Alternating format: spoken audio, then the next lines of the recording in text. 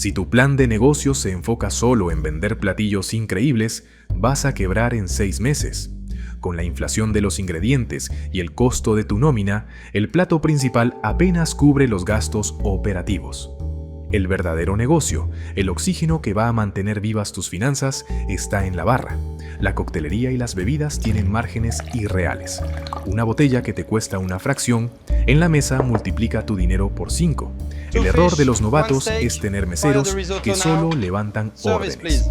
En este negocio no necesitas meseros, necesitas vendedores. Personal entrenado para convencer al cliente de pedir esa segunda bebida o el trago insignia. Un programa de bebidas sólido no es un extra, es el salvavidas que paga la luz de tu local.